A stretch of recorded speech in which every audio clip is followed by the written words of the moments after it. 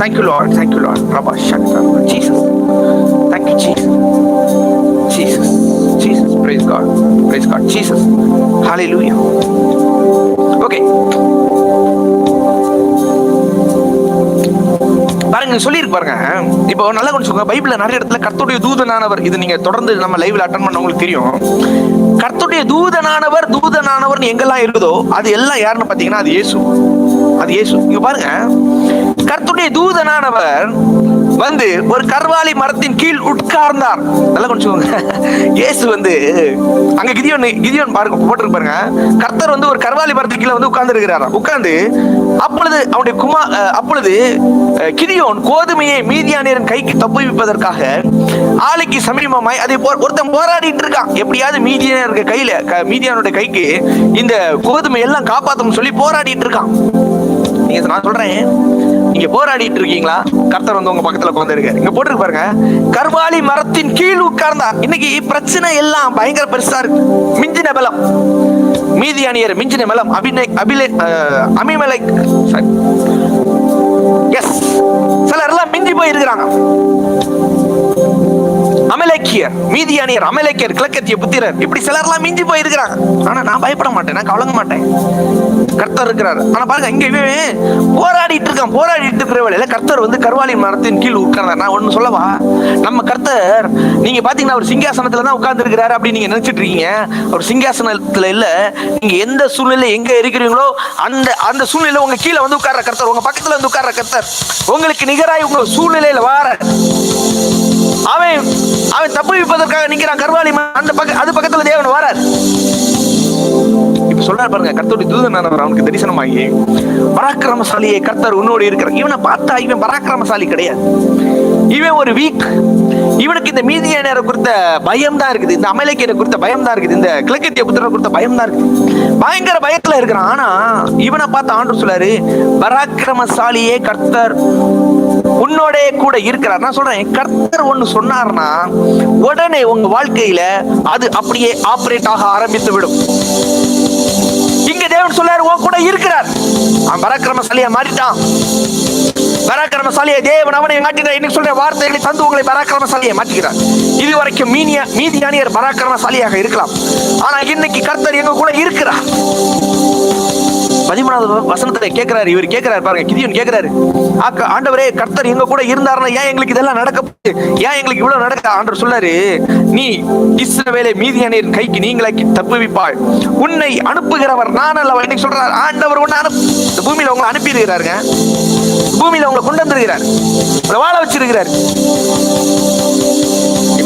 இப்போ இவரு நான் சொன்னேன் பார்த்தீங்களா, இவர் பயங்கர ஒரு நெகட்டிவ் பயந்த அனுபவம். 15வது வசனத்துல சொல்றாரு, மனாசேயே, என் குடும்பம் மிகவும் எளிய, நான் ரொம்ப சின்னவன், நான் ரொம்ப எளியவன், ரொம்ப எளியவன் தான், ரொம்ப சின்னவன் தான். ஆண்டவருக்கு ஏதோ ராஜவம்ச ராஜகுமாரர்கள் தான் தேவையில்லை கிடையாது. ஆண்டவருக்கு சின்னவன் ஆகிய கிதியோன், பயந்தவன், சந்தேகப்படுகிறவன், இவன் தான் வேணும். தாவீதோட கூட இருந்தவர்கள் யாரெல்லாம்? எல்லாம் முறும்பு இருக்கிறவர்கள், பொறாமை கொண்டவர்கள், எல்லாம் அப்படிப்பட்டவங்க தான் தாவீது கூட இருந்தாங்க. ஆனா ஆண்டவர் அவர்களை கொண்டு ஆண்டவர் பெரிய காரியங்களை செய்தார். நீங்க பாருங்க, இப்போ ஆண்டவர் சொல்றாரு, உன்னை நான் அனுப்புறேன் அப்படின்னு சொல்றாரு. இப்ப இவன் உடனே நெகட்டிவா பேசுறான், நான் ரொம்ப சின்னமே அப்படின்ட்டு. ஆனா நடந்தது என்ன தெரியுமா? 16வது வசனம் கர்த்தர் சொல்றாரு, நான் உன்னோட கூட இருப்பேன், ஒரே மனுஷனை முறி அடிப்பது போல நீ மீதி ஒருத்தனை கொல்றது மாதிரி நீ மீதியானியரை காலி பண்ணும். இது தேவ வல்லமை. வெறும் 300 பேர், வெறும் 300 பேரை கொண்டு வெட்டுக்கிளிகளை போல வந்த கூட்டத்தை, கடற்கரை மணலை போல வந்த கூட்டத்தை, வெறும் 300 பேரை கொண்டு தேவன் ரட்சித்தான். இன்னைக்கு நான் உங்களை பார்த்து சொல்றேன், இன்னைக்கு உங்களுக்கு விரோதமாய் சிலதெல்லாம் மிஞ்சி போய் இருக்கலாம். ஆண்டவர் சொல்லாரு, நான் உன் கூட இருப்பேன், நீ சிறியவன் தான், ஒரே மனுஷனை முறியடிப்பது போல. பராக்கிரமசாலியே, பராக்கிரமசாலி ஆண்டவர் உங்களை தான் சொல்றாரு. கிதியோனை சொன்னது போல என்னை சொல்லுகிறார், பராக்கிரமசாலியே, கர்த்தர் உன்னோடு இருக்கிறார், உன்னோடு இருக்கிறார். கவலைப்படாதீங்க. சூழ்நிலை அப்படிதான் இருக்கும், பெருசு, எல்லாம் பெருசா இருக்கு. வியாதியை பார்த்தா அவ்வளவு கேன்சர், ஐயோ இது சுகமாகமா, டாக்டர் சொல்றாரு சீக்கிரத்துல செத்து போயிருவீங்கன்னு சொல்றாரு. ஆனா ஆண்டவர் சொல்றாரு பராக்கிரமசாலின்னு சொல்றாரு. பொருளாதாரம் ரொம்ப கடன் பிரச்சனை, ஆண்டவர் சொல்றாரு நீ பணக்காரன் அப்படிங்கிறாரு. இன்னைக்கு ஒண்ணுமே இல்லை, இன்னைக்கு கையேந்திட்டு இருக்கேன், யார்ட்டையா காசு கிடைக்குமா, யார்ட்டையா காசு கிடைக்குமா கையேந்திட்டு இருக்கேன். ஆனா ஆண்டவர் சொல்றாரு, நான் உனக்கு தருவேன், நான் உனக்கு தரேன், கவலைப்படாத. இதே மாதிரிதான் பாருங்க யாக்கோபு ஏசாவை பார்த்து பயப்படுறான். ஆதியாகமம் 32:6 சொல்லப்பட்டிருக்கு. இவனுக்கு பெருசு. நான் சொல்றேன், மிஞ்சினதை ஜெயிப்பதற்கு மிஞ்சி போன எல்லா போராட்டத்தை சிலதெல்லாம் கையை விட்டு போயிடுச்சு. சில பிள்ளைங்க எல்லாம் பாருங்க, இப்போ கூட எனக்கு சில போன் கால்ஸ் எல்லாம் வரும். அவங்க சொல்லுவாங்க, என் பையன் கையை விட்டு போயிட்டான், அடிமைத்தனத்துக்கு மாறிட்டான், போதை அடிமைத்தனத்துக்கு போயிட்டான். சொல்ற எதுவுமே மிஞ்சி போயிருச்சு. சிலது மிஞ்சி போயிடுச்சு. கடன் பிரச்சனை சிலதெல்லாம் மிஞ்சி போயிருச்சுன்னா அப்புறம் ஒண்ணுமே பண்ண முடியாது. கோடிகள்ல கடன் இருக்குது, ஒரு லிமிட்டை தானே ஒண்ணுமே செய்ய முடியாது. பிள்ளைகள் மிஞ்சி போனார்கள், கணவன் மிஞ்சி போயிட்டான், கணவன் பாத்தீங்கன்னா விட்டுட்டு வேற ஒரு தொடர்பு மிஞ்சி போயிட்டார், கான்டாக்டே இல்லை, 5 வருஷம் எங்க இருக்காருன்னு தெரியாது, மிஞ்சி போயிருச்சு. சிலதெல்லாம் மிஞ்சி போயிருச்சு. ஆனா நான் உங்களை பார்த்து ஒண்ணு சொல்றேன், நீங்க ஜெபிக்கிற பிள்ளைகளா இருந்தீங்கன்னா மிஞ்சி போன எல்லாத்தையும் திருப்பிக் கொள்ள முடியும். சிலதெல்லாம் திருப்ப முடியும். இது இங்க நடக்குது பாருங்க. இங்க யாக்கோபுக்கு நடக்குது. ஆதியாகமம் 32:6 ஏசா 400 பேரோடு எதிர்கொள்ள வருகிறான். எத்தனை பேரோட? 400 பேரோட எதிர்கொள்றதுக்காக, யாக்கோபு எதிர்கொள்றதுக்காக 400 பேரோட வராரு. இப்ப பாருங்க 7வது வசனம் சொல்லுது, அப்பொழுது மிகவும் பயந்து யாக்கோபு மிகவும் மிஞ்சி போயிருக்கான். ஏன்னா ஏசா 400 பேரோட வர்றவனோட பயந்துட்டான். மிகவும் பயந்து வியாகுலப்பட்டு தன்னிடத்துல இருக்கிற ஜனங்கள் எல்லாம் பிரிச்சு அவன் சொல்றான் பாருங்க 8வது வசனம், ஒரு பகுதி விழுந்தா கூட முறியடிக்கப்படும் சொல்லி மத்த பகுதியை தப்பித்துக் கொள்ளும் சொல்லி. அப்ப இவன் ஒண்ணு நம்பிட்டான், ஏசா வந்து ஒரு பகுதியை காலி பண்ணிடுவான், மத்த பகுதி தப்பிச்சு. மிகவும் பயப்படுறான். சகோதரன் தான் ஏசா, 400 பேரோட எதிர்கொள்ள வாரான். இவன் பாசமா வந்திருந்தான்னா தனியா வந்திருக்கணும் தம்பியை பாக்குறதுக்கு. இவன் 400 பேரோட வாரான்னு இவன் பயத்துல, ஏன்னா காலி பண்றதுக்கு தான் வாரான். இப்ப வந்ததும் ஒரு பகுதி, இது பயங்கரமா நெகட்டிவா பேசுறாரு பாருங்க 8வது வசனம், ஏசா ஒரு பகுதியின் மேல் விழுந்து, ஒரு பக்கத்துல விழுந்தா கூட மத்த பக்கம் எல்லாம் தப்பிச்சு. அப்போ இவர் ஒண்ணு நினைச்சிட்டாரு, ஏசா வந்து ஒரு பகுதியை காலி பண்ணிடுவான், அந்த லெவலுக்கு வந்துட்டார். ஆனா இங்க நடக்குது 24வது வசனம், யாக்கோபு பிந்தி தரித்திருந்தான். இப்போ இப்படி ஒரு போராட்டமான சூழ்நிலை, அவன் 400 பேரோட வாரான். ஆனா இங்க யாக்கோபு பிந்தி தரித்திருந்து ஜெபித்தான். நான் சொல்றேன், இன்னைக்கு ஏசா மாதிரி 400 பேர், மீதியானியர் மாதிரி திரள் கூட்டம், உலகத்தை அழித்த பிசாசு திரள் கூட்டம், வான மண்டலத்தின் பொல்லாத ஆவிகள் எல்லாம் திரள் கூட்டம், சிலதெல்லாம் மிஞ்சி போயிருக்குது. பிந்தி தரித்திருந்தான், எல்லாரையும் முன்னாடி அனுப்புறான், பின்னாடி உட்கார்ந்து தேவனோட போராடுறான், தேவனோட போராடிட்டு இருக்கான். அவன் 26வது வசனத்துல, நீர் என்னை ஆசீர்வதித்தால் ஒளிய நான் உண்மை போக விட மாட்டேன். நீர் என்ன ஆசீர்வதிக்கணும். நீர் ஆசீர்வதிச்சாதான் யாக்கோபுக்கு, இந்த ஏசாக்கு தப்பிக்க முடியும். நீர் ஆசீர்வதிச்சாதான் இந்த உலகத்துல வாழ முடியும். நீர் ஆசீர்வதிச்சாதான் இந்த எதிர் வல்லமைகளை கடந்து நான் போக முடியும். நீர் ஆசீர்வதித்தால் ஒளிய நான் உண்மை போக விட மாட்டேன். ஆண்டவரால போராடவே முடியல. யாக்கோபு பாருங்க எப்படிப்பட்டவன் பாருங்க. யாக்கோபு ஆண்டவரால போராட ஜெயிக்க முடியல. யாக்கோபு ஜெயிக்க முடியல. வசனம் சொல்லுது பாருங்க, தேவனோடும் மனிதனோடும் போராடி மேற்கொண்டவன் யாக்கோபு. தேவனோடும் மனிதனோடும் போராடி அவன் ஆசீர்வதிச்சாரு. தேவனை முகமுகமா பார்த்திருக்கான். 30வது வசனம், தேவனை முகமுகமாய் கண்டேன், உயிர் தப்பி பிழைத்தேன் என்று சொல்லி அந்த ஸ்தலத்துக்கு பெனியேல் என்று பெயரிட்டான். நான் சொல்றேன், இன்னைக்கு பெனியேலின் ஆசீர்வாதம் தேவனை முகமுகமாய் பார்ப்பது. பிந்தி தரித்திருந்து செவித்து, இப்ப ஏசா கட்டி அணைத்து அழுறா. 2 பேரும் அழுறாங்க பாருங்க. பிரச்சனைக்கு வந்தவன், யாக்கோபை கொல்லணும்னு வந்தவன், பிந்தி தரித்து செபித்து பெனியேலின் ஆசீர்வாதத்தை பெற்றுக் கொண்டான். தேவனை முகமுகமாய் பார்த்தவன். நடந்தது என்ன? 400 பேரும் ஏசாவும் அப்படியே இருதம் மாறிடுச்சு. இன்னைக்கு சொல்றேன், கல்லான இருதயத்தை தேவன் மாற்ற போகிறார். கல்லான இருதயங்கள் மாறுகிறது. ஏசாவின் இருதயம் கல்லாக இருந்தது, ஆனால் மாறினது. இன்னைக்கு தேவன் அதை மாற்றுகிறார். Jesus, hallelujah, hallelujah, hallelujah. Rimana shakada barama, ritata karashiri. Jesus, hallelujah, Jesus, hallelujah, Jesus, Jesus, Jesus. Sharabarama, Jesus, Jesus, Jesus, Jesus. Hallelujah. Jesus, Jesus. Praise God, praise God. Thank you, Jesus. Jesus, Jesus. பாருங்க, முகமுகமாய் பார்த்தா. Peniel என்ன அர்த்தம்? நான் தேவனை பார்ப்பேன். தேவனோட பேசுவேன், தேவனோட உறவுல இருப்பேன். இவனுக்கு ஒண்ணு தெரியும். பயந்துட்டாங்க, மிகவும் பயந்தது உண்மை தானே. போட்டிருப்பாருங்க, வசனம் போட்டிருப்பாருங்க, அந்த 7வது வசனம். மிகவும் பயந்து வியாகுலப்பட்டு அவன் ஏசா ஒருவேளை கொன்னா ஒரு கூட்டத்தை மட்டும் கொல்லட்டும் அப்படின்னு நினைச்சவன். அப்படிப்பட்ட ஏசாவின் இருதயத்தை தேவன் மாற்றினார், யாக்கோபின் பயத்தின் ஆவியை மாற்றினார். இன்னைக்கு உங்களை பார்த்து சொல்றேன், எப்பேற்பட்ட சிலதெல்லாம் மிஞ்சி போய் இருக்கலாம், சில மிஞ்சி போன பிரச்சனையா இருக்கலாம். மிஞ்சின பலத்தை நீங்கள் இன்னைக்கு மேற்கொள்வீர்கள். யாக்கோபு மிஞ்சின பலத்தை மேற்கொண்டான், தேவனுடைய வல்லமை கொண்டு மேற்கொண்டான். அதே போல நீங்க மிஞ்சின பலத்தை நீங்கள் மேற்கொள்வீர்கள். பாருங்க, அசீரிய ராஜா அவன் பெரிய பண பலமும் படை பலமும் கொண்டவன் தான். யாரு பாத்தீங்கன்னா அசீரிய ராஜா. பயங்கரமான. இப்ப எசேக்கியா ராஜா ஆழ்ந்துட்டு இருக்கிறார், தேசத்தை ஆழ்ந்துட்டு இருக்கிறார். இவன் மேல சிலதெல்லாம் இப்படி சொல்லும் பாத்தீங்களா, சுமத்தப்பட்ட என்ன சொல்லலாம், ஃபைன். ஃபைன்னா என்ன சொல்லுவோம் தமிழ்ல? ஃபைனுக்கு என்ன சொல்லுவோம்?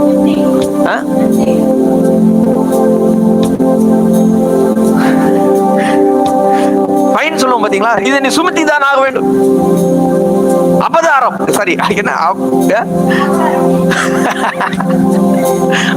அப்படி நம்ம இப்ப வண்டி ஹெல்மெட் போடலன்னா நமக்கு ஃபைன் அடிக்கிறாங்கல்ல, இதே மாதிரி அசீரிய ராஜா சனகரிப்பு எசேக்கியா ராஜாக்கு ஃபைன் போடுற.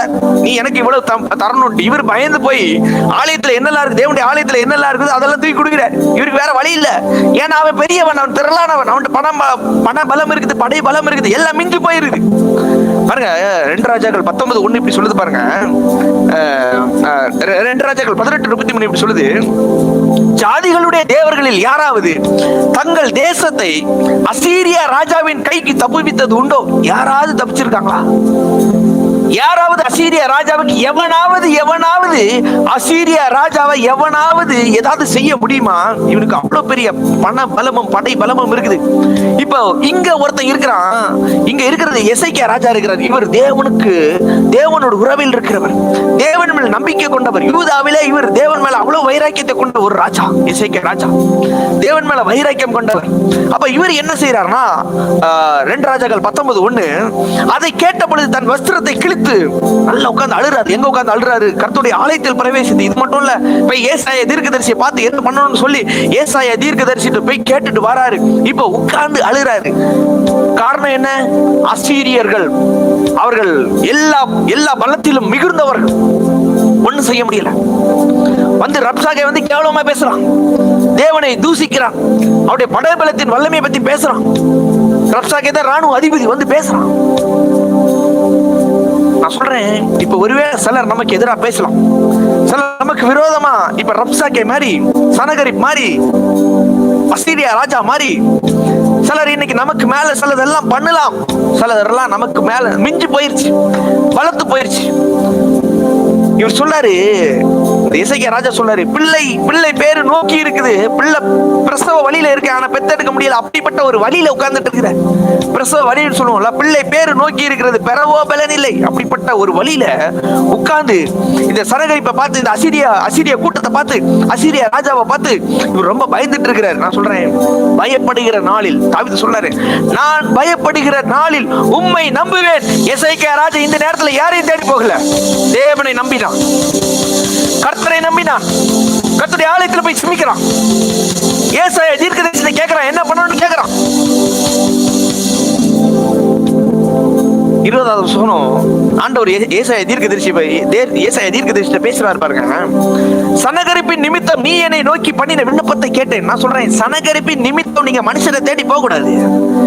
இல்ல உங்க வீட்டுல உங்க குடும்பத்துல சிலர்லாம் அவங்க இப்ப இவரு சம்பாத்தியம் இருக்குது, அவரு சம்பாத்தியம் இருக்குதுன்னு சொல்லி அவங்கள நம்பிட்டு இருக்க கூடாது. சனகரிப்பின் நிமித்தம் நீங்க வர வேண்டியது ஆலயத்துல வரணும், நீங்க வர வேண்டியது தேவ பிரசன்னத்துல வரணும், நீங்க வர வேண்டியது தீர்க்கதரிசியை தேடி வர வேண்டும்.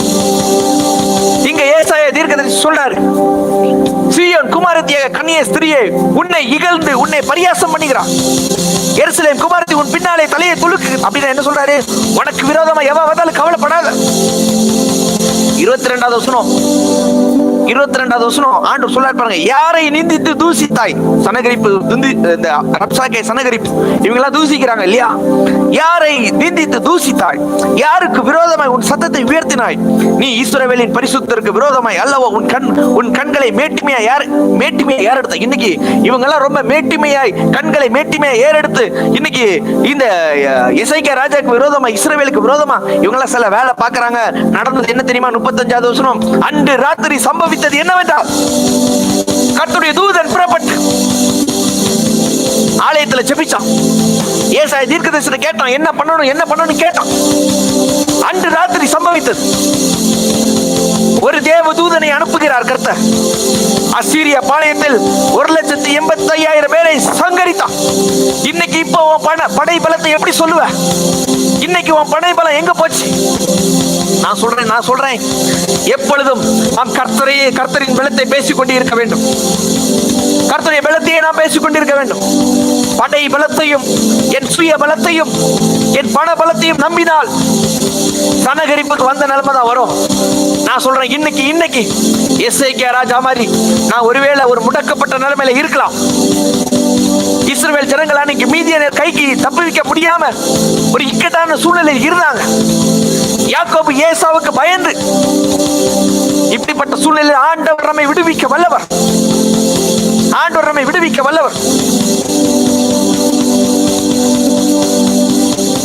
எப்பேற்பட்ட வல்லமையா இருந்தாலும் சரி, இதிலிருந்து என்னை மாற்ற என் தேவன் வல்லமை உள்ளவராயிருக்கு.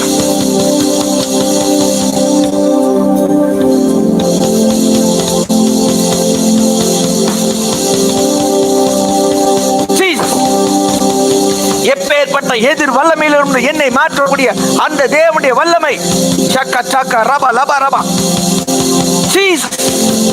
விடுவிக்கிற வல்லமை. எதை குறிச்சு கவலைப்படாதீங்க. அப்பா இருக்கிறாரு. பெரிய பெரிய சூழ்நிலை தான். அபராதம் விதிச்சிருக்கிறாங்க. பொண்ணு தரணும், எல்லாத்தையும் கொடுத்துட்டாரு. ஆலயத்துல வேற பொண்ணு சாலமோன் கட்டின ஆலயத்துல இருந்த தங்கத்தை எல்லாம் எடுத்து கொடுத்துட்டாரு. அப்படியாவது என்ன விடுவான்னு பார்த்தா விடல. வந்து இகழ்ந்து பேசுறான், வந்து பழித்து பேசுறான்.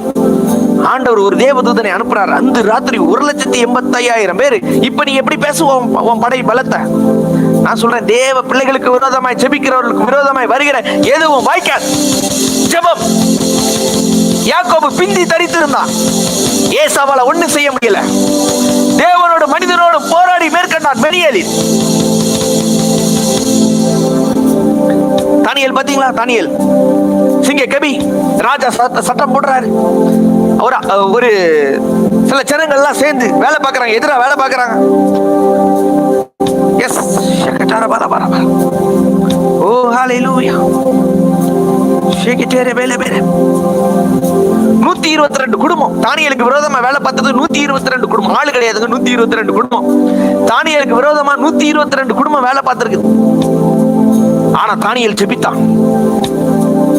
யாக்கோபு எப்படி பிந்தி தரித்திருந்தானோ, எசேக்கியா ராஜா எப்படி ஜெபித்தாரோ, ஆலயத்தில் உட்கார்ந்து ஜெபித்தாரோ, இதே மாதிரி தானியேல் இந்த சிங்க கபி இந்த சட்டங்களுக்கு எல்லாம் விரோதமாய் கையெழுத்து போடப்பட்டது தெரிந்தும் தனியே உட்கார்ந்து ஜெபித்தான். ஜெபிக்கிறவர்கள் வாழ்வார்கள். ஜெபிக்கிறவர்கள் செய்வது எல்லாம் வாய்க்கும். ஜெபிக்கிறவர்களே குடும்பத்தில் இருக்கிற பிரச்சனைகள் மாறும். ஜெபிக்கிறவர்கள் வாழ்ந்திருப்பார்கள், செழித்திருப்பார்கள், சுகித்திருப்பார்கள். முதல்ல சொன்னேன், மிஞ்சின பலத்தை, உங்களை விட மேல இருக்கிற பிரச்சனைய நீங்க ஓவர் கம் பண்ணணும்னா ஒண்ணு ஜெயிக்கணும்னு சொன்னேன். 2 நிகரற்றவர்கள். அப்படின்னா உங்களை மாதிரி யாருமே இருக்க கூடாது. அப்படி வேதத்துல சிலர் இருக்கிறாங்க. அவர்கள் மாதிரி யாருமே கிடையாது. சொல்லணும் போனா சிம்சோனோட பலன் யாருக்குமே இல்ல. தாவீது சொல்ல போனா தாவீதோட பலன், கரடியை கொண்டவன், சிங்கத்தை கொண்டவன், கோலியத்தை கொண்டவன், நிகரற்றவர்கள். தானியேலும் ஒரு நிகரற்றவன் தான். தானியேலோட வல்லமை அப்படிதான். இதே மாதிரி தான் 1 ராஜாக்கள் 3:12 சொல்லி பாருங்க. நிகரற்றவன் சாலமோன் நிகரற்றவனா இருந்தான். உன் வார்த்தையின்படி செய்த ஞானமும் உணர்வுள்ள இருதயத்தை உனக்கு தந்தேன். இதிலே உனக்கு சரியானவன், உனக்கு முன் இல்லை, உனக்கு சரியானவன் நிகரற்றவன் சாலமோன். நான் சொல்றேன், மிஞ்சினதை நீங்கள் ஜெயிக்க வேண்டும் என்றால் நிகரற்றவர்களாய் வாழ வேண்டும். பலசாலிகளாய் வாழ வேண்டும். பலசாலிகள், உயர்ந்தவர்கள். உங்களை மாதிரி யாரும் உங்க குடும்பத்தில் இருக்கக்கூடாது.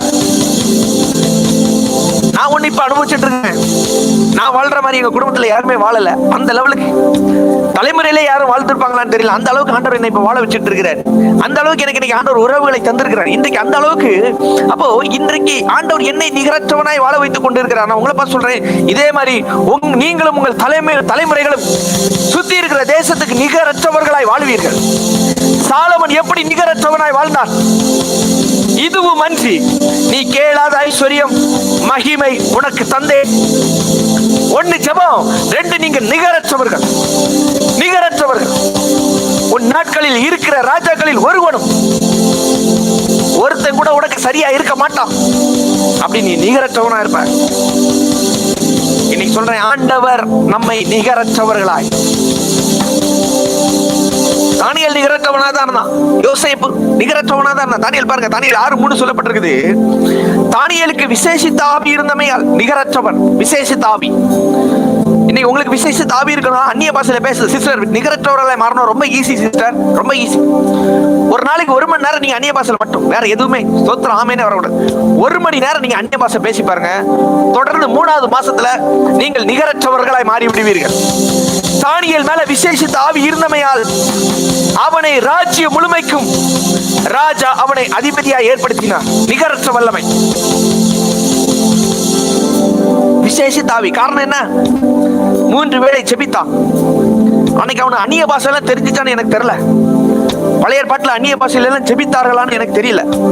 ஆனா ஒரு வசனம் சொல்லுது, அவர் அந்நிய பாஷையில பேசுவார், பரியாச உதடுகளினால் பேசுவார்னு ஒரு வசனம் இருக்கு. ஆனா பழைய ஏற்பாட்டுல யாரும் அந்நிய பாஷையில ஜெபித்தார்களான்னு தெரியல. ஆனா புதிய ஏற்பாட்டுல அந்நிய பாஷை நமக்கு கொடுக்கப்பட்ட ஒரு கிஃப்ட், ரகசியத்தை தேவனோட பேசுறது. அப்போ நீங்களும் உங்க பிள்ளைகளுக்கு நீங்க ஊக்குவிக்கிற ஒண்ணே ஒண்ணு, அந்நிய பாஷையில டெய்லி 1 மணி நேரம் பேசிதான் ஆகணும். கால் பண்ணுங்க உங்க பிள்ளைங்களுக்கு, தூரத்துல இருக்காங்களா, எங்கேயோ படிச்சுட்டு இருக்காங்களா, கால் பண்ணுங்க. இந்த 1 மணி நேரம் நம்ம அந்நிய பாஷையில ஜெபிக்கிற நேரம். எழுதணும் படிக்கணும், எல்லாம் அப்பாற்பட்டது, ஜெபத்துக்கு அப்பாற்பட்டதான் இது. எழுதலாம் படிக்கலாம், நீ உட்காரு, பிரசனத்துல உட்காரு, 1 மணி நேரம் உட்காரு. 1 மணி நேரம் லேட்டா தூங்கும், ஒன்றும் பிரச்சனை இல்லை. 1 மணி நேரம் நீங்களும் உங்க பிள்ளைகளும் சேர்ந்து வெறும் அக்கினி பாஷையில் மட்டும் நீங்கள் ஜெபித்தால் நிகரற்றவர்களாய் மாறி விடுவீர்கள். தானியேலுக்கு விசேஷ ஆவி இருந்துச்சு, ஆனா அவனுக்கு அந்நிய பாஷை தெரியாது. 3 வேளை ஜெபிப்பான். ஜெபிக்கிறதுலே விசேஷ ஆவி இருந்திருக்குது. இன்னும் நான் சொல்றேன், பவர்ஃபுல்லா ரகசிய பாஷையை தந்திருக்கிறான். அவனை ராஜ்ய முழுமைக்கும் அதிகாரியாய், அக்கினி பாஷையின் வல்லமை என்னன்னா ராஜ்ய முழுமைக்கும் அவனை நிகரற்றவனாய். அதே மாதிரிதான் பாருங்க, யோசேப்பு மேல அந்த ஆவி இருக்குது பாருங்க. யோசேப்பு எங்க இருக்கிறான்னா சிறைச்சாலையில இருக்கிறான். திடீர்னு ஒரு அழைப்பு வருது. விசேஷத்த ஆவி இருந்துச்சுன்னா அழைப்பு வந்துடும். நான் சொல்றேன், நீங்க சிறைச்சாலையில இருக்கலாம், விசேஷத்த ஆவி வந்துருச்சுன்னு வச்சுக்கோங்க. இப்ப பாருங்க, இப்போ சிலர்லாம் எனக்கு நைட்டு தூக்கம் வரல, நைட் எனக்கு ரொம்ப பிரச்சனையா இருக்குது, நைட் ரொம்ப போராட்டம் இருக்குது. அப்ப நான் சொல்லுவேன், நான் அந்நிய பாஷை பேசுற வீடியோ 1 hour வீடியோ அது இருக்குது. அப்ப நான் சொல்லுவேன், இந்த 1 hour வீடியோவை நீங்க பாருங்க. அது பப்ளிக்ல இருக்காது, அது அன்லிஸ்ட்ல இருக்கும். நீங்க என்கிட்ட கேட்டாதான் நான் உங்களுக்கு லிங்க் அனுப்ப முடியும். அப்ப நான் சொல்லுவேன், இந்த அந்நிய பாஷை ஜெபத்தை நீ 1 மணி நேரம் உட்கார்ந்து இதை டெய்லி கேட்டு தூங்குற நேரம் இதை கேட்டுட்டே தூங்கு, திரும்ப திரும்ப கேளு. ஆனா இப்படி சிலர் இதை ரெகுலரா ஆபரேட் பண்ணிட்டு இருக்கிறாங்க. அவங்களுக்கு தூக்க பிரச்சனை மாறிடுச்சு. தூக்கத்துல ஏதோ கழுத்தை பிடிக்கிற மாதிரி இருக்குது, ஏதோ கருப்பு உருவம் போற மாதிரி இருக்குது, ஏதோ பயமா இருக்குது. அந்நிய பாஷை ஜெபம், அக்னி பாஷை ஜெபம், தேவனுடைய ரகசியத்தை பேசுற ஜெபம், இதை கேட்கிற வேளையில உங்க வீட்டுல இருக்கிற எல்லா அசுத்தாவிகளின் நிலைமைகள் வெளியே போகும். இப்ப யோசேப்பு எங்க இருக்கிறானா, காவல் கடங்கல இருக்கான். இவன் கிட்ட இருக்கிறது விசேஷ ஆவி இருக்குது. எப்படி தானியேல்ட்ட ஒரு விசேஷ ஆவி இருந்துச்சதோ அதே மாதிரி இவன்டையும் ஒரு விசேஷ ஆவி யோசேப்பிட்ட இருக்குது பாருங்க. ஒரு விசேஷ ஆவி இவன் மேல இருக்குது. தேவ ஆவியை பெற்ற இந்த மனுஷன் சொல்றாரு, பார்வோன் சொல்றாரு, அவன் புறஜாதி, அவனுக்கு ஆண்டவரை பத்தியே தெரியாது. ஒரு சொப்பனத்துக்கு அர்த்தத்தை சொல்லி கொடுக்கிறாரு, யோசேப்பு சொல்லி கொடுக்கிறாரு. இப்ப இந்த வசனம் சொல்லுது பாருங்க, ஆதியாகமம் 41:30 சொல்லுது பாருங்க.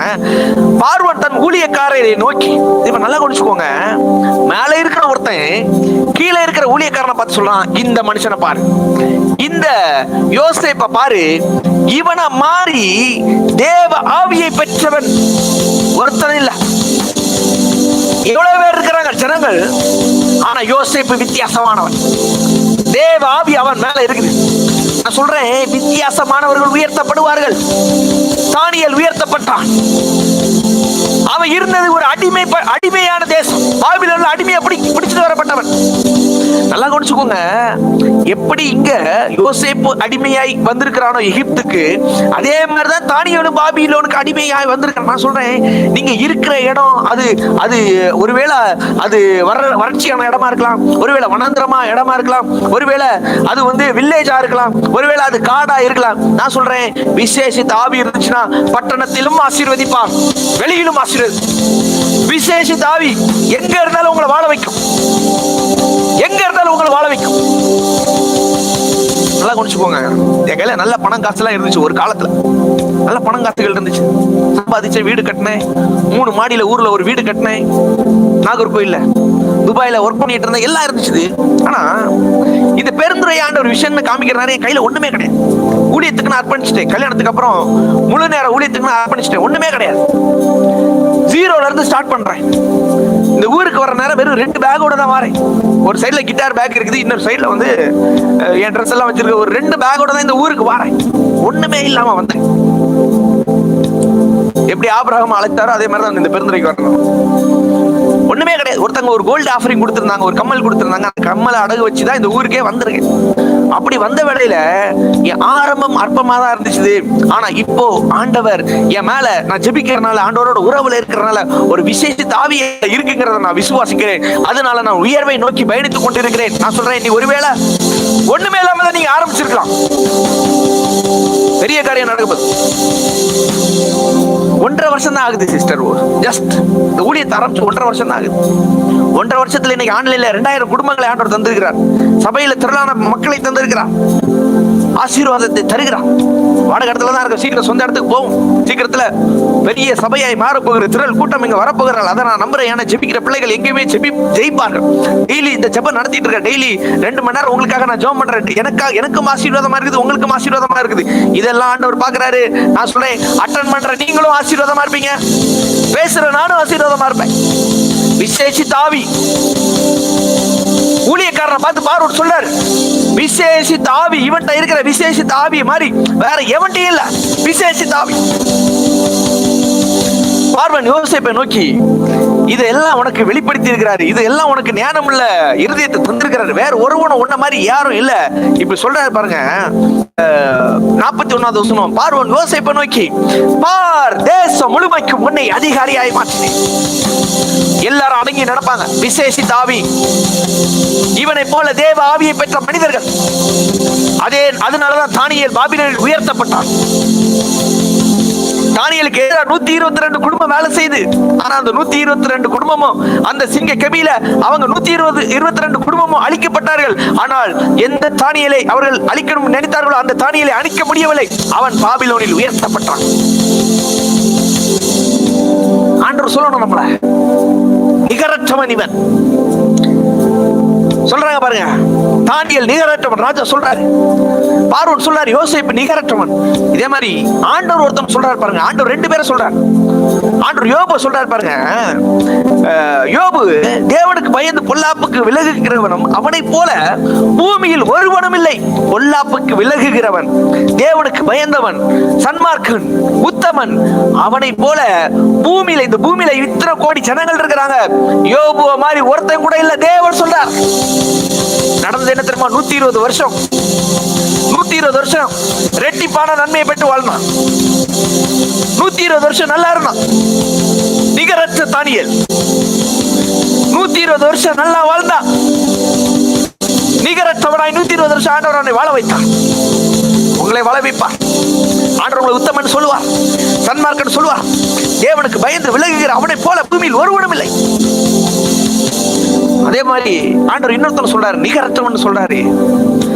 மோசே சொல்றாரு, என்னாகமம் 12:3 சொல்றாரு, மோசே பூமியில் சகல மனிதர்கள் மிகுந்த சாந்த குணம் உள்ளவனா இருந்தான். மிகுந்த சாந்த குணம் உள்ளவன். இவன் சாந்த குணம் உள்ளவர்னு சொல்றாரு. ஆனா கொஞ்ச நாளைக்கு முன்னாடி இவன் ஒரு கொலைகாரன். கொலை பண்ணிட்டு ஓடி வாரான். எகிப்துல ஒரு கொலையை பண்ணிட்டு ஓடி வாரான். கொலைகாரனா அவன் எந்த அளவுக்கு மூர்க்கமா இருந்திருப்பான், எந்த அளவுக்கு அவன் கோபம் இருந்திருக்கும். கொலை பண்ணி மண்ணுல புதைச்சிட்டு வாரான். மண்ணுல புதைச்சிட்டு வந்து இப்ப எப்ப இவனுக்கு ஒரு என்கவுண்டர் நடந்து தேவனோட பிரசனத்துல வாழ்றானோ, இப்ப இந்த குணம் மாறி இவன் சாந்த குணம் உள்ளவனாய் மாறி ஆண்டவர் இவனை பத்தி சாட்சி சொன்னாரு. இவன் பூமியில் உள்ள சகல மனிதரிலும் மிகுந்த மிகுந்த சாந்த குணம் உள்ளவன். பூமியில எத்தனையோ கோடி ஜனங்கள் இருக்கிறாங்க. எப்படி யோபு உத்தமன் சன்மார்க்கன் சொன்னாரோ அதே மாதிரி இங்க மோசேயை பார்த்து சொல்றாரு, பூமியில் உள்ள சகல மனிதர்களிலும் இவன் சாந்த குணம் உள்ளவன். ஆண்டவர் உங்க பிள்ளைகளை சொல்ல போகிறார். இன்னைக்கு மூர்க்கமா இருக்கிற சிலரை சொல்ல போகிறார். சொன்னது மட்டும் இல்ல, அவனை தலைவனாய் மாற்றினார். நல்லா வாழ்ந்தான். சாகர கண் பார்வை கூட மங்கள ஆரோக்கியமாய் வாழ்ந்தான். ஆரோக்கியமாய் நோயே இல்லாமல் சாந்த குணமுள்ளவன். காரணம் என்ன? தேவனோடு உறவில் இருந்தவன், தேவனை பார்த்தவன், அவருடைய பிரசன்னத்தில் இருந்தவன். அதனாலதான் சாந்த குணம் வருது. நான் சொல்றேன், தேவனோடு இருக்க இருக்க சாந்த குணம் வரும். முதல்ல சாந்த குணம் பெற்றோர்களுக்கு வரும், அதுக்கப்புறம் சாந்த குணம் பிள்ளைகளுக்கு வரும். கொஞ்சம் நேத்து சொன்ன பாத்தீங்களா, வாயை கொஞ்சம் மூடினாலே போதும், வாயை மூடிட்டு கொஞ்சம் பிரசன்னத்தில் உட்கார்ந்தாலே போதும், ஆண்டவர் சொல்லுவாரு, நீ சாந்த குணம் உள்ளவன். அவன் பூமியில் உள்ள சகல மனிதரிலும் மிகுந்த சாந்த குணம் உள்ளவன். முதல்ல சொன்னேன், ஜெபிச்சா உங்களுக்கு மிஞ்சி இருக்கிற எல்லாத்தையும் ஜெயிக்க முடியும். யாக்கோபு ஜெபித்தார், எசேக்கியா ராஜா ஜெபித்தார், ஜெபித்து சகலத்தையும் பெற்றுக் கொண்டார். ரெண்டு சொன்னேன், நிகரற்றவர்கள். தானியேல் நிகரற்றவன், அதே மாதிரி சாலமோன் நிகரற்றவன், யோசேப்பு நிகரற்றவன், அதுபோல யோபு நிகரற்றவன், மோசே நிகரற்றவன். மூணாவது ஒன்று சொல்றேன், உறுதியா ஸ்ட்ராங்கா நிக்கணும்.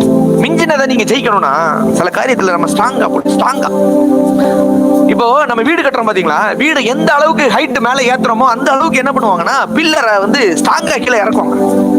15 மாடினா அந்த அளவுக்கு பில்லரை கீழே இறக்கி பூமியில இறக்கி ஸ்ட்ராங்கா போடுவான். அதே மாதிரி எந்த அளவுக்கு ஆசீர்வாதத்தையும் நன்மைகளையும் உங்க மேல நீங்க கட்டணுமோ, பில்லரை கொண்டு வந்து தேவன் மேல அந்த வேர் ஸ்ட்ராங்கா பிடிக்கிற வேளையில மரம் பசுமையா இருக்கும், பசுமையும் புஷ்டியுமா இருக்கும். அவன் செய்வது எல்லாம் வாய்க்கும், அவன் செய்வது எல்லாம் வாய்க்கும்.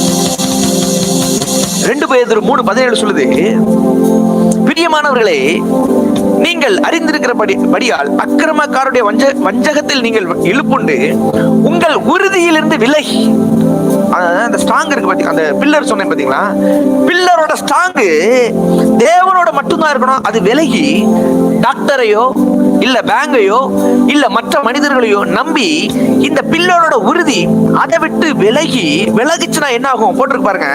அதே 2 பேதுரு 3:17 சொல்லுது, உறுதியிலிருந்து விலகி போயிருச்சுன்னா விழுந்து போயிருமா, விழுந்து போகாதபடி உறுதியாயிரு. சொல்றேன், உறுதியா இருக்கணும். தானியேல் உறுதியா இருந்தான் தேவன் மேல. யோசேப்பு போத்திபார் வீட்டுல ஒரு தப்பு செய்யறதுக்கு ஒரு வாய்ப்பு கிடைக்குது, ஆனா தேவனுக்கு விரோதமா தப்பு செய்ய மாட்டேன்னு உறுதியா இருக்கிறான். நீங்க நல்லா கொஞ்சம் போங்க, யோசேப்பு எப்படி வாழ்ந்திருப்பான்?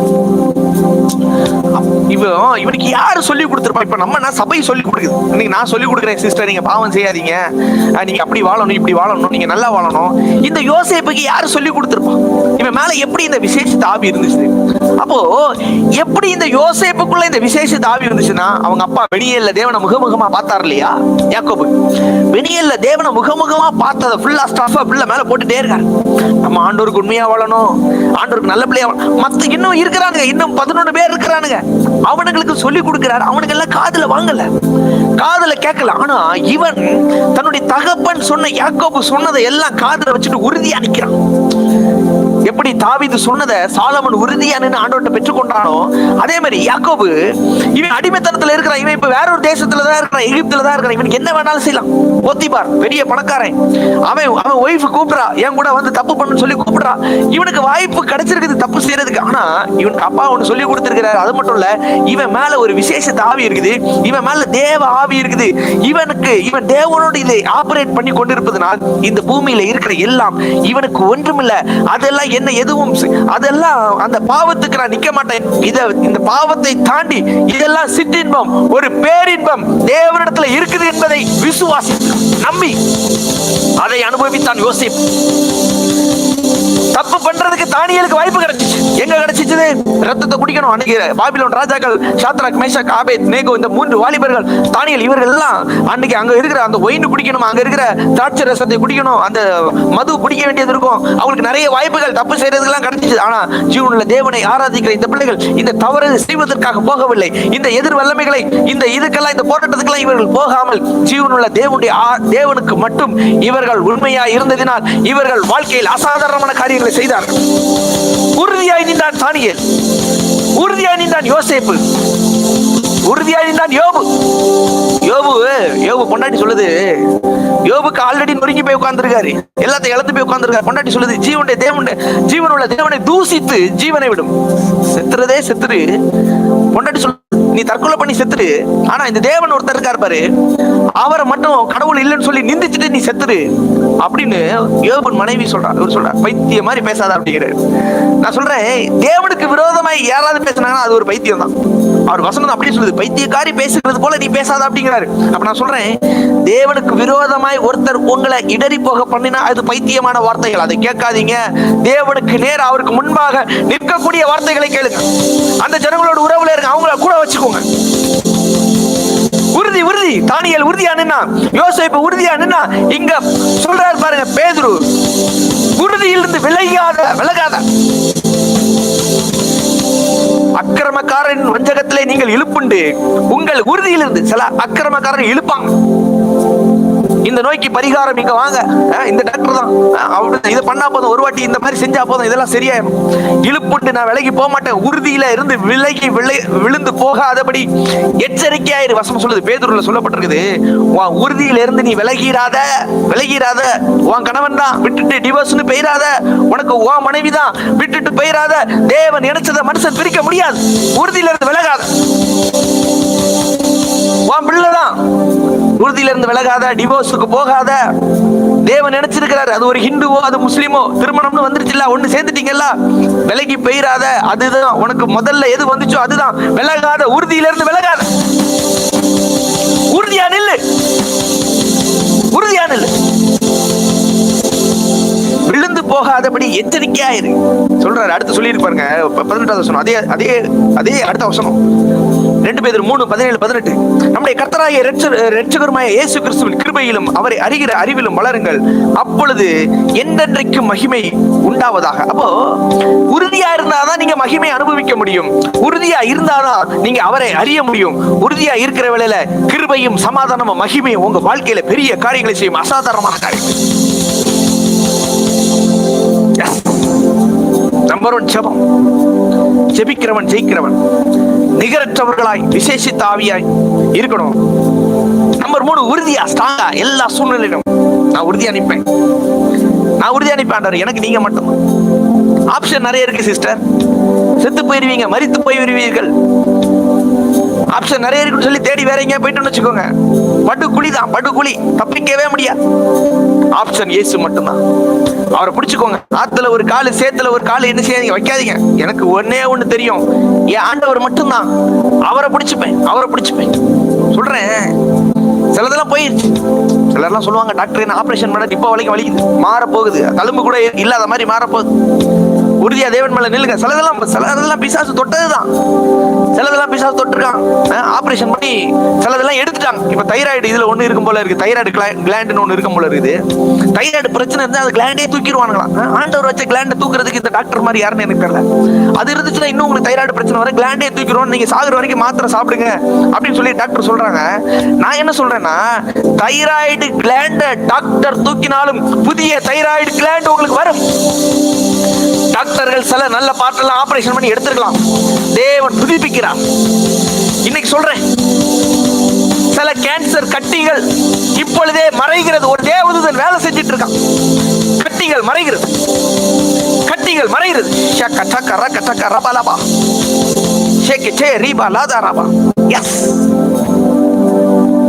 தேவனை புரிச்சுக்கோங்க. நம்ம தேவன் சாதாரணமானவர் கிடையாது, அவர் அனுபவிச்சவங்களுக்கு மட்டும்தான் தெரியும். அதான் பெருசா வச்சிருக்கிறார் நமக்கு. வசனம் சொல்லுது, இஸ்ரவேலின் தேவனை அவர்கள் மட்டுப்படுத்தினார்கள், என் ஜனங்கள் அறியாமையினால் சங்காரமாகிறார். நான் தான் உன்னை வாழ வைப்பேன், நான் தான் உனக்கு திருமணத்தை நடத்தினேன், உன்னை நான் எப்படி பிரிப்பேன்? ஒரு ஒரு வசனம் சொல்லு, பெற செய்கிறவராகிய நான் பெற செய்யாமல் இருப்பேனா? உனக்கு குழந்தை பாக்கியத்தை நான் தாரேன்னு சொல்லியிருக்கேன், நான் எப்படி தடுப்பேன்? கொஞ்சம் ஏன்டா வா, கொஞ்சம் என்னோட இணைஞ்சுக்க, கொஞ்சம் என் கூட உறவுல வா, கொஞ்சம் அந்நிய பாசையில ஜோமனு கொஞ்சம் உறவுல வா. நான் தான் உனக்கு 2 பிள்ளைங்களை தந்தேன், நான் தான் உனக்கு 4 பிள்ளைங்களை தந்தேன், நான் தான் உனக்கு 3 பிள்ளையை தந்தேன். இந்த பிள்ளைய நான் தந்தேன்னா எனக்கு வளர்க்க தெரியாத, பயப்படாத பயப்படாத, கொடூரனைய மாத்திருக்கேன், கொடூரனை மாத்திருக்கேன், கொலைகாரனை மாத்திருக்கேன், என்னென்ன செஞ்சவனே மாத்திருக்கேன். உன் பிள்ளை நல்ல பிள்ளை தானே, உன் பிள்ளைய நான் மாத்த மாட்டேனா? உன் கணவனை மாத்த மாட்டேனா? உன் மனைவியை நான் மாத்த மாட்டேனா? உன் சூழ்நிலையை மாத்த மாட்டேனா? எப்பேற்பட்ட கொடூரனையை மாத்திருக்கேன்னா நல்ல பிள்ளைங்களை தான் பெற்று வச்சிருக்கீங்க. உங்க பிள்ளைக்குள்ள ஓடுறது உங்க ரத்தம் கிடையாது சிஸ்டர், உங்க பிள்ளைக்குள்ள ஓடுறது இயேசுவின் தான். அந்த பிள்ளை சபைக்கு சாட்சியாய் நிற்கும், சபைக்கு தூணாய் நிற்கும். சில மருத்துவ அறிக்கைகள் எல்லாம் கிழிச்சு போட போறேன், மருத்துவ அறிக்கைகள் எல்லாம் தேவர் கிழிச்சு போட போறார், கிழிய போது. சில டிவோர்ஸ் லெட்டர் கிழிய போது, டிவோர்ஸ் லெட்டர், டிவோர்ஸ் பேப்பர் கிழியுது. உங்களுக்கு ஒண்ணு தெரியுமா? ஒரு கணவன் மனைவிய பிரிஞ்சு போயிட்டாங்க, பிரிஞ்சு போய் அவங்க கோல்டு எல்லாம் மாறி மாறி ஷேர் பண்ணுவாங்க பாருங்க. நான் போய் ஷேர் பண்ணியிருக்கேன். அந்த கணவனோட கோல்டை கொண்டு வந்து பொண்ணுகிட்ட கொடுத்துருக்கேன், பொண்ணோட கோல்டை கொண்டு வந்து கணவன்கிட்ட கொடுத்துருக்கேன். தாலியெல்லாம் போடுவாங்க இல்லையா? ஆனா எனக்கு அது கொடுக்குற நேரம் ஒன்று ஜோம் பண்ணி கொடுத்தேன். சீக்கிரத்துல இப்போ நான் தான் அவங்க சர்ச்சு பாஸ்டர், என் சர்ச்சில் தான் நடக்குது. இப்போ ஒரு சூழ்நிலை பயங்கரமா போயிடுச்சு. இடையில ஒரு பாஸ்டர் வந்து வேலை பார்த்துட்டேன். அவர் அங்க பேசி இங்க பேசி பாருங்க. பாஸ்டர்னா தேவனை இணைக்கிறவர்கள் தான் பாஸ்டர், கணவன் மனைவி இணைக்கிறவர் தான் பாஸ்டர். ஆனா இந்த பாஸ்டர் என்ன பண்ணியிருக்காருன்னா, இவர் தான் திருமணத்தை பண்ணி வச்சார். இவங்க அதுக்கப்புறம் தான் நம்ம சர்ச்சுக்கு வராங்க, சமீபமா தான் நம்ம சர்ச்சுக்கு வராங்க. இப்ப இந்த பாஸ்டர் என்ன பண்ணாருன்னா, இவன் இந்த பையனை குறிச்சு பொண்ணுகிட்ட பேசுறது, பொண்ணை குறிச்சு பையன் பேசுறது, இவ சரியாவது அவ அப்படி இப்படி இப்படி, இவனை பத்தி இப்படி 2 பேருக்குள்ளே மாத்தி மாத்தி பிரச்சனை பண்ணி 2 பேரையும் பிரிச்சு விட்டார். இப்போ நான் இவங்களை சேர்க்கறதுக்கு ட்ரை பண்ணி பார்க்க ஒண்ணு வேலைக்கு ஆகல. எனக்கு ஆவியில புரியுது, அந்த கணவனும் சரியா புரிஞ்சுக்கல, பொண்ணு சரியா புரிஞ்சுக்கல, ஆவியில ஒண்ணு சேர்ற மாதிரியே தெரியல. சரி, இப்போ எனக்கு ஒண்ணு தோணுச்சுது, சரி இப்போ பிரிக்கிற வேலையை பார்ப்போம், அடுத்த ஆண்டவர் சேர்க்கிற வேலையை பார்ப்பாரு அப்படிங்கிறது எனக்கு தெரியும். அப்போ நான் என்ன செஞ்சேன்னா, இப்போ அந்த பாஸ்டர் தான் வராரு, வந்து எல்லா லெட்டர்லாம் கையெழுத்து போட்டு அந்த டிவோர்ஸ் லெட்டர்லாம் சைன் போட்டு எல்லாம் பிரிஞ்சு போச்சு.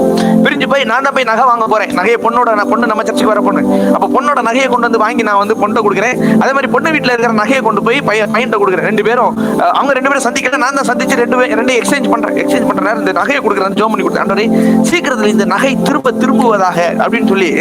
இப்போ இவங்க கரெக்டா ஒரு 8 மாசமே சம்திங் ஏதோ வீட்டில் இருந்தாங்க. இப்போ ஒரு நாள் சபைக்கு வந்தப்ப நான் சொன்னேன், ஃபோன் பண்ணிட்டு சொன்னேன், இன்னைக்கு ஆண்டவர் பேசுறாரு, நீங்க நாளைக்கு உங்க பொண்ணை கூட்டிட்டு நீங்க பையன் வீட்டுல கொண்டு போய் நீங்க அனுப்புறதுக்காக ஆண்டவர் பேசுறாரு அப்படின்னு சொல்லி இவங்களை ஜோம் பண்ணி நான் அனுப்புறேன். கடைசியில வந்து பாத்தீங்கன்னா பையன் பஸ் ஸ்டாண்டுக்கு வந்து பொண்ணை கூட்டிட்டு போய் இப்ப 2 பேரும் சந்தோஷமா வாழ்ற மாதிரி ஆண்டவர் செஞ்சிருக்கிறான். பிரிக்கிற வேலை நடக்கும். பிரிவினையிலும் தேவன் சில நன்மைகளை கட்டளையிடுவார். அந்த மணமகனை புரிய வைப்பார், அந்த பெண்ணை புரிய வைப்பார், அந்த ஆணை புரிய வைப்பார், அந்த பெண்ணை புரிய வைப்பார். எப்பேற்பட்ட கல்லான இருதயத்தை மாற்றும். இதுவரைக்கும் டிவோர்ஸ் கிழிஞ்சிருச்சு, டிவோர்ஸ் லெட்டர் கிழிஞ்சிருச்சு, மருத்துவ அறிக்கை கிழியுது.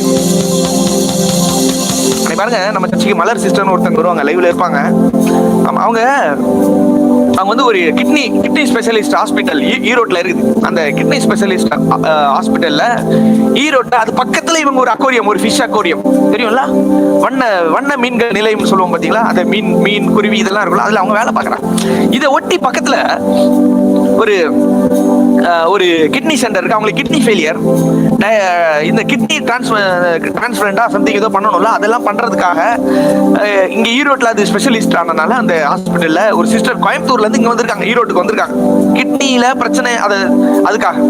இப்போ இவங்க ஹாஸ்பிட்டல் வந்திருக்காங்க. அப்ப நம்ம சிஸ்டர் இவங்க பயங்கர ஃபெய்த், நம்ம சர்ச் பிலீவர் எப்படி இருப்பாங்க, பாஸ்டர் மாதிரி தான் சர்ச் பிலீவர் இருப்பாங்க. அப்போ இவங்க வந்து என்ன பண்ணாங்கன்னா, அன்னைக்கு லைவ் அட்டெண்ட் பண்ணிட்டு இருக்காங்க. இந்த மாதிரி தான் இப்போ நீங்க இந்த லைவ் பார்த்துட்டு இருக்கீங்களா, இதே மாதிரி லைவ் அட்டெண்ட் பண்ணிட்டு இருக்காங்க. இவங்களுக்கு கிட்னி ப்ராப்ளம் ஆனனால நேரா இவங்களை கூப்பிட்டு வச்சு, இவங்களுக்கு யூரினே போகாது சிஸ்டர். யூரின் எப்படி போகாதுன்னா, ஒரு வாரம் 2 வாரத்துக்கு போறது வந்து ஏதோ ஒன்று பண்ணுவாங்க இல்லையா, அந்த பிளட்ல ஒன்று பண்ணி ஒரு மிஷின்ல வச்சு ஏதோ அது பேர் மறந்துட்டேன், அந்த சுத்திகரிப்பு பண்ணுவாங்க இல்லையா, அதை பண்ணிட்டு இருக்காங்க. அதை பண்ணிட்டு இருந்துட்டு இப்போ இவங்க கூப்பிட்டு இன்னைக்கு பாஸ்டர் ஜோம் பண்ணுவாரு, லைவ் அட்டெண்ட் பண்ணி உட்காந்து இந்த ஜெபத்திலே உனக்கு அற்புதம் நடக்கும் சொல்லி மலர் சிஸ்டர் அவங்க கூப்பிட்டு வச்சு உட்காந்து அந்த அக்வேரியத்துல உட்காந்து வீடியோ பார்த்துட்டு ஜோம் பண்ணிட்டே உட்காந்துருக்காங்க. ஜோம் பண்ணிட்டு இருக்க நேரம் இது வரைக்கும் யூரின் வராத கிட்னில இப்ப திடீர்னு இவங்களுக்கு யூரின் வந்து நேரா பாத்ரூம் போயிட்டு மருத்துவ ரிப்போர்ட்டை கிழிச்சு கிட்னி ப்ராப்ளம் சரியாயிருச்சு.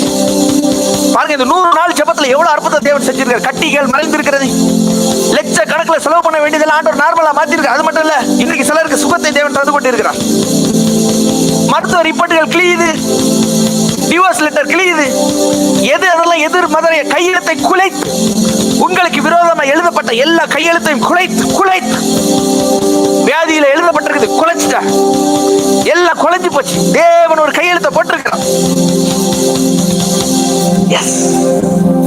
வானத்தின் ஆசீர்வாதம் இன்னைக்கு உங்களுக்கு திறக்குது. 4வது வானத்தின் ஆசீர்வாதம். இன்னைக்கு சொல்றேன், வானத்தின் ஆசீர்வாதம் இன்னைக்கு தேவன் உங்களுக்கு பொழிய பண்ண போகிறார். கேன்சர் என்கிற கையெழுத்தை தேவன் குலைக்கிறார். வானத்தின் ஆசீர்வாதம். பாருங்க, இவங்க என்ன செஞ்சிருக்கிறாங்கன்னா, உபாகமம் 11:10 இவங்க எகிப்துல தண்ணி எப்படி வந்திருக்குதுன்னா, எகிப்து தேசத்துல நீ விதை விதைத்து கீரை தோட்டத்துக்கு நீர் பாய்ச்சிக்கிறது போல உன் காலால் நீர் பாய்ச்சி. இவங்க தண்ணீர் பாய்ச்சது காலால நீர் பாய்ச்சிருக்காங்க. எங்க கீரை தோட்டத்துக்கு காலால. வானத்தின் ஆசீர்வாதம் வந்தா என்ன செய்யும் தெரியுமா? உபாகமம் 11 அதே 11 சொல்லுது, நீங்கள் சுதந்தரிக்கிற போகிற தேசமோ மலைகளும் பள்ளத்தாக்குகளும் உள்ள தேசம், அது வானத்தின் மழை தண்ணீரை குடிக்கும் தேசம். வானத்தின் மழையை தண்ணீரை குடிக்கும் தேசம். நான் சொல்றேன், இது வரைக்கும் நான் எங்கேயோ தண்ணீரை குடிச்சிட்டு இருந்தேன், இப்ப வானத்தின் தண்ணீரை குடிக்கிற தேசமாய் மாற்றுகிறார். இதுவரைக்கும் நான் வாழ்ந்துட்டு இருந்த தேசம், காலால தண்ணீர் பாய்ச்சிட்டு இருந்தேன், ஆனா இப்ப வானத்துல இருக்கிற தண்ணியை நான் குடிக்க போறேன். உபாகமம் 11:10-11 உங்க வாழ்க்கையில தேவன் செய்ய போகிறார். இது வரைக்கும் கீரை தோட்டத்துக்கு தான் தண்ணி பாய்ச்சிட்டு இருந்தாங்க. அது எப்படி பாய்ச்சிட்டு இருந்தாங்க? கால் வச்சு அப்படி இப்படி உழைச்சி. ஆனா ஆண்டவர் சொல்லாரு, இப்ப நான் உனக்கு ஒண்ணு தாரேன், இது நீ வேலை செய்யாத மகனே, அந்த தேசமே வானத்தின் தண்ணீரை குடிக்கும். அப்ப எப்படி அங்க பஞ்சம் இருக்கும்? பஞ்சம் இருக்காது, வியாதி இருக்காது, கடன் இருக்காது, துன்பம் இருக்காது. அது வானத்தின் மழை தண்ணீரை குடிக்கும் தேசம். இப்படி எங்கேயாவது வசனம் கேட்டிருக்கீங்களா சிஸ்டர்? அது வானத்தின் மழை தண்ணீரை குடிக்கும் தேசம். வானத்தின் மழை தண்ணீரை குடிக்கும். வானத்துல இருந்து ஒரு மழை வருது, தேசம் குடிக்குதான். தேசத்துல வாழ்றது யாரு? நீங்களும் நானும் தான். அப்ப அதை அனுபவிக்க போறது நானும் நீங்களும் தான். வானத்தின் தண்ணீர். மல்கியா 3:10 சொல்லுது பாருங்க, என் ஆலயத்தில் ஆகாரம் உண்டாயிருக்கும்படி தசம பாகங்களை பண்டக சாலையில் கொண்டு வாருங்கள், அப்பொழுது நான் வானத்தின் பலகணிகளை திறந்து. இப்ப இங்க ஒரு கொடுக்கிற வேலை, கை கொடுக்கிற வேலை. நிறைய பேர் எங்க ஊழியத்துல விதைக்கிறீங்க, உங்களை தான் ஆண்டவர் சொல்லியிருக்காரு. கொடுக்கிற பிள்ளைகள் மேல வானத்தின் பலகணிகளை திறந்து, நான் இன்னைக்கு வானத்தின் பலகணிகளை திறந்து, இன்னைக்கு வானத்தின் ஆசீர்வாதம், வானத்தில் அடைப்பட்ட பலகணிகள், வாசல் விண்டோ திறக்குது, இடம் கொள்ளாமல் போக மட்டும் ஆசீர்வதிக்கிறேன். அப்படி ஆசீர்வதிக்கிறேன். என்ன சோதிச்சு பாரு, என்ன சோதிச்சு பாரு. 40 ஆண்டுகள் இஸ்ரவேல் ஜனங்களுக்கு வேற எதுவுமே இல்ல. தேவன் வானத்தின் மன்னாவை கொடுத்தார். நல்லா வாழ்ந்தான், ஆரோக்கியமா வாழ்ந்தான். காலேப் சொல்றாரு, 40 வயசுல இருந்த பலன் இப்ப இருக்குது. வானத்தின் மன்னா. இன்னைக்கு உங்களுக்காக வானத்தின் மன்னா இறங்குகிறது. வானத்தின் ஆசீர்வாதம் இறங்குகிறது. ஏற்ற காலத்தில் மழை பெய்யும், ஆசீர்வாதமான மழை பெய்யும். எசேக்கியேல் 34:26 சொல்லுது, சுற்றுப்புறங்களையும் ஆசீர்வாதமாக்கி நான் அவர்களை என் மேட்டின் சுற்றுப்புறங்களையும் ஆசீர்வாதமாக்கி ஏற்ற காலத்தில் மழையை பொழிய பண்ணுவேன். ஆசீர்வாதமான மழை பெய்யும். இந்த நாள் ஆசீர்வாதமான மழை பெய்யும். இன்னைக்கு ஆசீர்வாதமான மழை. வானத்தின் பலகணி திறக்குது, வானத்தின் மன்னா திறக்குது. இதுவரைக்கும் காலால் நீர் பாய்ச்சினேன், ஆனால் இப்போ வானத்தின் மலையை குடிக்கிற தேசமாய் தேவன் என்னை கொண்டு போய் விடுகிறார். வானத்தின் தேசம், வானத்தின் தேசம். தானியேல் அன்னைக்கு ஜெபிக்கிறான். வானத்துல இருந்து தேவதூதன் வாரா, சிங்க கெபியில வந்து எல்லா சிங்கத்தின் வாயையும் கட்டி போடுறான். சத்ராக் மேஷக் ஆபேத்நேகோ 4வது நபராகிய வானத்தை திறந்து மனுஷகுமாரனுக்கு ஒப்பான இயேசு வந்து அவர்களோடு நிற்கிறார். வானம் திறக்கப்பட்டு அன்னைக்கு பேதுரு சிறைச்சாலையில இருக்கிறான். சபையார் ஊக்கத்தோடு ஜெபிக்கிறாங்க. அங்க வானத்திலிருந்து திறந்து ஒரு தேவதூதன் வந்து அங்கே வருகிறான். அறையில் வெளிச்சம் பிரகாசிக்கிறது. அவன் கட்டுகள் அவிழ்ந்தது. 1ஆம் காவல், 2ஆம் காவல், இருப்பு கதவு எல்லாம் தாண்டி வெளியே போறான். ஜெபிக்கிற இடத்துல வாரான். வானத்தின் ஆசீர்வாதம், வானத்தின் ஆசீர்வாதம், தேவ தூதர்கள் வருவாங்க. வானத்தின் ஆசீர்வாதம், தேவன் வருவார். வானத்தின் ஆசீர்வாதம், மழை பொழியும். வானத்தின் ஆசீர்வாதம், அன்னைக்கு எலியா ஜெபித்த பொழுது மழை பொழிந்தது. எங்கேயோ இருக்கிற கார் மேகங்கள்லாம் ஒண்ணு கூடிருச்சு. கர்மேல் அன்னைக்கு மேகங்கள், எங்கேயோ இருக்கிற மேகங்கள்லாம் ஒண்ணு சேர்ந்துருச்சு.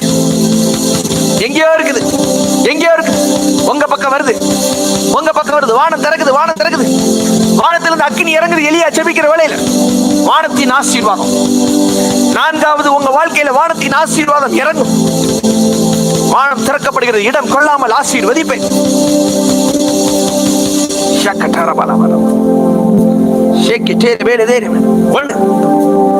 ஜெபிக்கிறவன் யாக்கோபு. ஏசாவால ஒண்ணு செய்ய முடியல, சமாதானம் பண்ணிட்டு போயிட்டான். ஜெபிக்கிறவன் எசேக்கியா ராஜா. சனகரிப்பால ஒண்ணு செய்ய முடியல, ஒரே தேவதூதனை அனுப்பி அவன் வலிமையெல்லாம் காலி பண்ணிட்டாரு. நிகரற்றவன் தானியேல், நிகரற்றவன் யோபு, நிகரற்றவன் மோசே, நிகரற்றவன் மோசே, நிகரற்றவன் யோபு. இதே மாதிரி என்னை தேவன் நிகரற்றமாய் மாற்றுவார். 2-3 உறுதியா இருந்தார்கள். தானியேல் உறுதியா இருந்தான், யோசேப்பு உறுதியா இருந்தான்.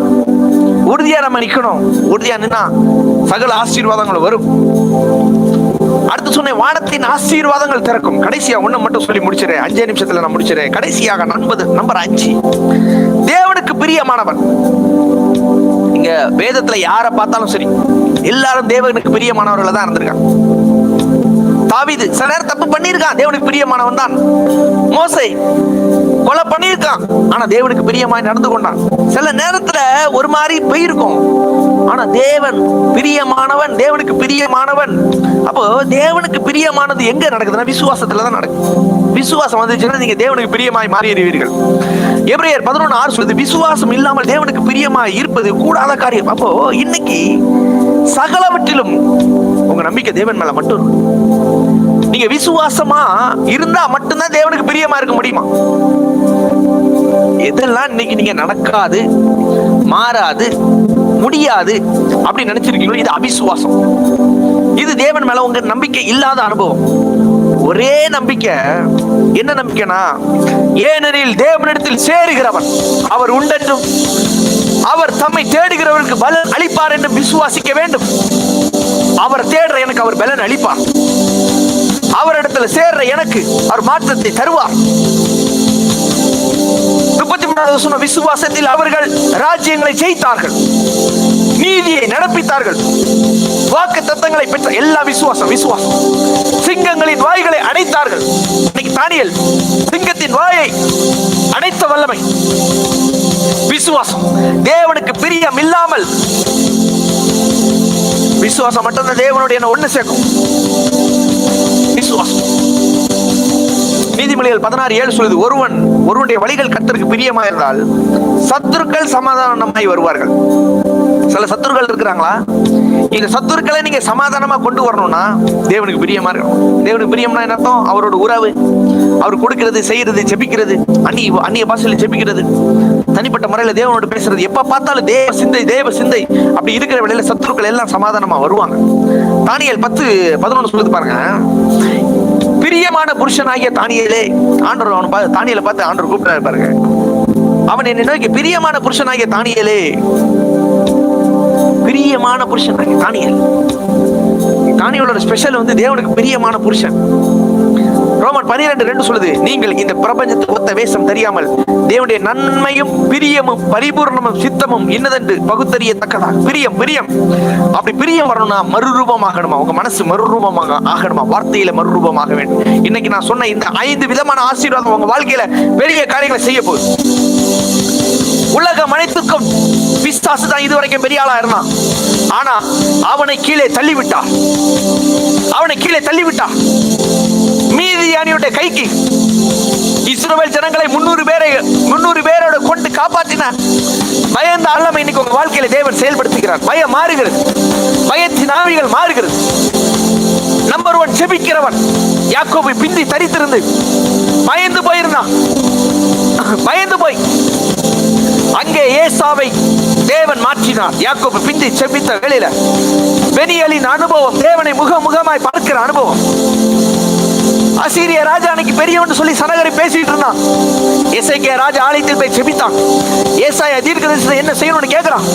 கேட்கிற வேளையில ஒரே ஒரு தேவ தூதனை அனுப்பி 1,85,000 அந்த அசீரியர்களை ஒரு தேவதூதன் கொன்று போட்டான். படை வலிமை ஒன்றும் செய்ய முடியவில்லை.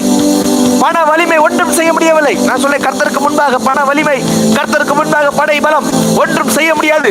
நாங்களோ எங்கள் தேவனை மகிமைப்படுத்துகிறோம். குதிரைகளை அல்ல, குதிரை வீரர்களை அல்ல, எங்களுக்கு ஜெயத்தை தருகிற தேவனை மட்டுமே. இரண்டாவதாக, நிகரற்றவர்களை நீங்கள் வாழ வேண்டும். நிகரற்ற வல்லமை, நிகரற்ற வல்லமை. தாவீதின் மேல, தானியேல் மேல விசேஷித்த ஆவி இருந்ததினால் அவன் நிகரற்றவனாயிருந்தான். சாலமன், அவன் மேல ஞானத்தின் வல்லமை இருந்தது. கேளாத ஐஸ்வர்யத்தை கொடுத்தார், மகிமையை கொடுத்தார்.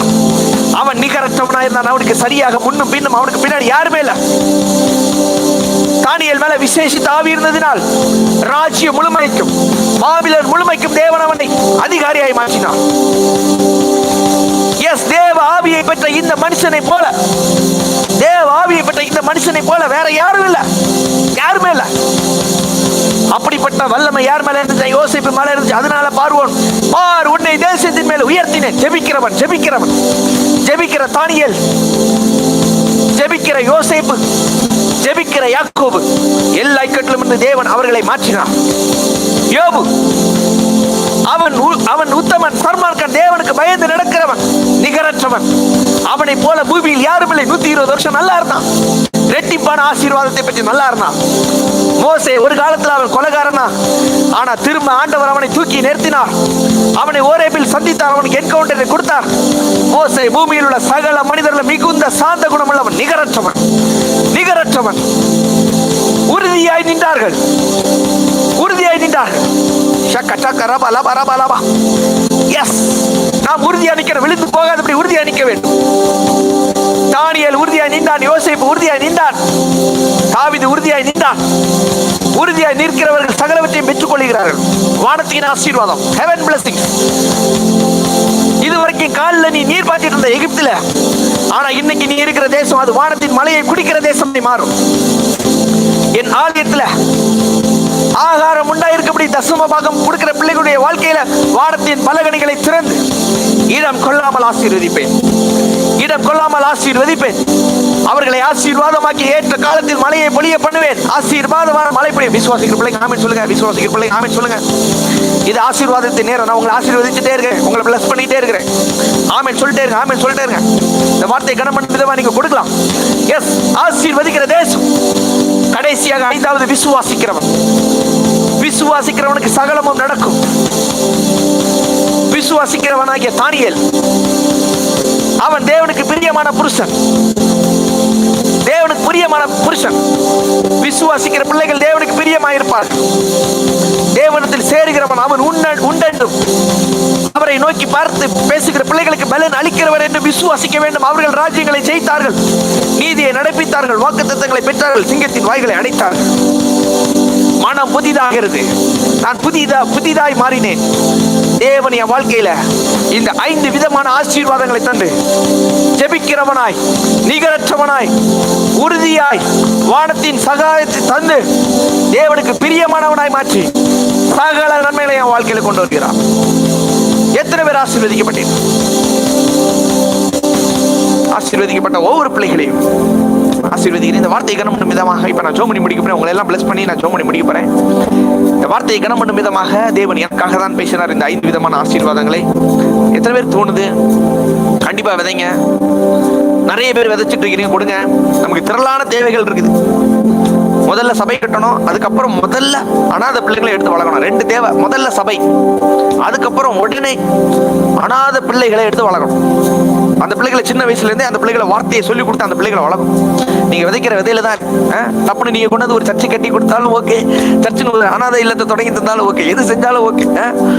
ஆமா, நீங்க செய்யறதுல தான் இருக்குது, நீங்க விதைக்கிறதுல தான் இருக்குது. இந்த வார்த்தையை கனம் பண்ணும் விதமாக நீங்க விதைங்க. நீங்க விதைக்கிற விதையில நாங்க நீ சர்ச்சை ரெண்டு அதை தான் கொடுக்குறோம். நீங்க கொடுக்குற விதை தான். நான் உங்களுக்கு இவ்வளவு நேரம் விதைச்சிட்டு இருந்தேன், இப்ப நீங்க எனக்கு விதைக்கணும். இவ்வளவு நேரம் நான் உங்களுக்கு வார்த்தையை கொண்டு விதைச்சேன் பாத்தீங்களா? இப்ப நீங்க பொருளாதார, நான் வார்த்தையினால் உங்களுக்கு விதைக்கிறேன், நீங்க பொருளாதாரத்துல எதுக்கு விதைங்க? விதைக்கிற நேரம் ஆண்டவர் உங்களை ஆசீர்வதிப்பார், சகல நன்மையிலும் ஆசீர்வதிப்பார். நீங்க விதைக்க வேண்டிய நம்பர் ஜிபே போன் பே நம்பர் 9042550929 9042550929. இந்த நம்பருக்கு நீங்க விதைக்கலாம். வெளிநாட்டுல பாக்குறவங்களுக்கு அக்கௌண்ட் டீடைல்ஸ் யூடியூப்ல இருக்கு, அந்த நம்பருக்கு நீங்க விதைக்கலாம். ஸ்ரீலங்கால விதைக்கிறவங்க மட்டும் தான் டிஃபரெண்ட் அக்கௌண்ட். நீங்க இந்த நம்பர் கான்டாக்ட் பண்ணீங்கன்னா அந்த ஸ்ரீலங்கால இருந்து விதைக்கக்கூடிய நம்பர் உங்களுக்கு நாங்க சொல்லுவோம், அந்த நம்பர்ல நீங்க விதைக்கலாம். இப்பொழுது நான் உங்களுக்கு அவங்களை எல்லாம் ஆசீர்வதித்து ஜெபம் பண்ணி முடிக்கிறேன். நாளை தினத்துல மதியம் 2 மணிக்கு ஜெபம் இருக்குது. நாளை ஜெபம் அட்டெண்ட் பண்ணுங்க. ஆண்டவர் பெரிய காரியங்களை சொல்லி இப்ப நான் ஜெபம் பண்ணி முடிக்கிறேன். தேங்க்யூ லார்ட், இயேசு நாமத்துல. இன்றைக்கு இந்த பிள்ளைகள் என்னோடு இணைந்து ஜெபிக்கிறார்கள் டாடி. இன்னைக்கு சொன்னது மாதிரி வானத்தின் ஆசீர்வாதம். இது வரைக்கும் கால்னால நீர் பாய்ச்சிட்டு இருந்தேன், ஆனா இப்போ இந்த தேசம் மலையை குடிக்கிற தேசம், மலையை குடிக்கிற தேசம். இன்னைக்கு நான் உங்களை பார்த்து பேசுறேன். இந்த பிள்ளைகள் ஆரோக்கியத்தின் மலையை, ஆசீர்வாதத்தின் மலையை, சகல நன்மைகளை குடிக்கிறவர்களாய், அனுபவிக்கிறவர்களாய், பிரியமான பிள்ளைகளாய், நிகரற்றவர்களாய், ஜெபிக்கிறவர்களாய், உறுதியானவர்களாய், உறுதியான தானியேலை போல உறுதியானவர்களை இவர்களை நீர் மாற்றுவதற்கான இப்பொழுதே இவர்களுக்கு ஆரோக்கியமும் சகல நன்மைகளும் சகல கதவுகளை நீர் திறந்ததற்கான ஆசீர்வதிக்கிறேன் இயேசுவின் உயர்ந்த நாமத்தில் பிதாவே, ஆமென்.